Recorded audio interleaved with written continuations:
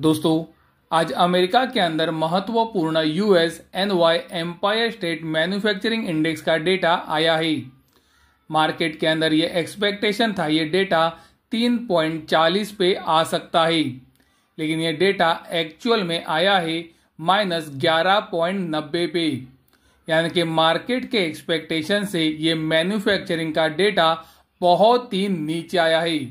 और दोस्तों, ये डेटा माइनस में भी है, जो कि डॉलर इंडेक्स के लिए निगेटिव है और गोल्ड सिल्वर के लिए पॉजिटिव है। डॉलर इंडेक्स उसके डेली चार्ट के ऊपर 200 दिनों के एक्सपोनेंशियल मूविंग एवरेज तक ऊपर आ चुका है।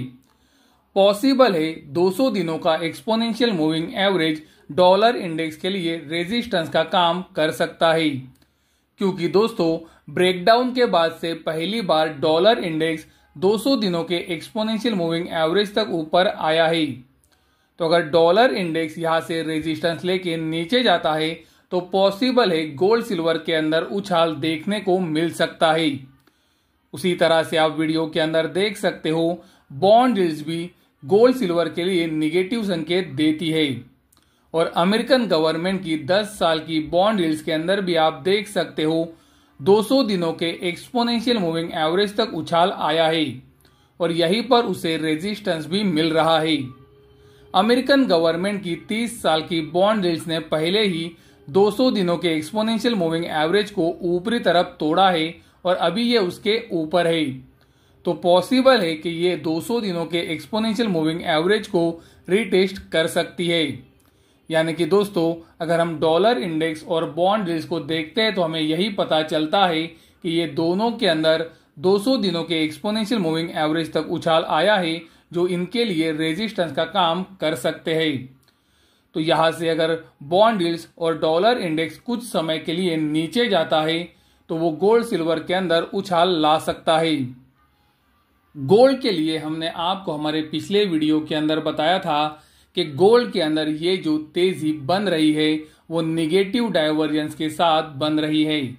यानी कि आप वीडियो के अंदर देख सकते हो, गोल्ड अभी उसके क्लोजिंग बेसिस के पुराने हाई तक ऊपर आ चुका है। उसी समय पर आप देख सकते हो एमएसीडी इंडिकेटर उसके पुराने हाई के कितना नीचे है। महत्वपूर्ण बात यह है कि एमएसीडी लाइन अभी भी सिग्नल लाइन के बहुत ही नीचे है और एमएसीडी लाइन ने सिग्नल लाइन से ब्रेकआउट भी नहीं दिया है, जो ये क्लियर इंडिकेट कर रहा है कि एमएसीडी इंडिकेटर सेल सिग्नल में बैठा है। उसी तरह से ये तेजी के अंदर गोल्ड के डेली चार्ट के ऊपर निगेटिव डाइवर्जेंस बन रहा है।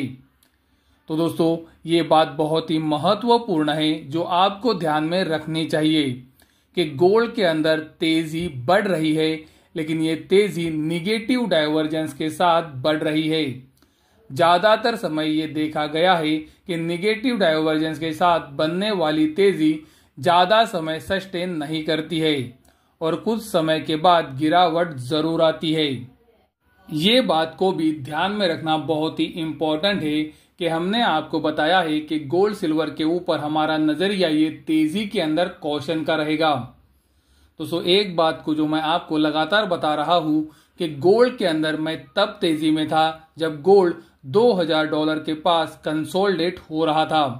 वहां से अब तक गोल्ड के अंदर $700 की तेजी बन चुकी है।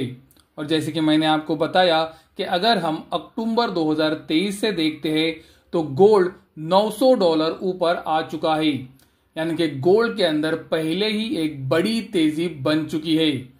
तो यहां से अगर तेजी बनती भी है तो वहां पर आप कॉशन जरूर रखें, क्योंकि वीडियो में भी हमने आपको दिखाया है कि ये जो तेजी अभी बन रही है वो निगेटिव डाइवर्जेंस के साथ बन रही है।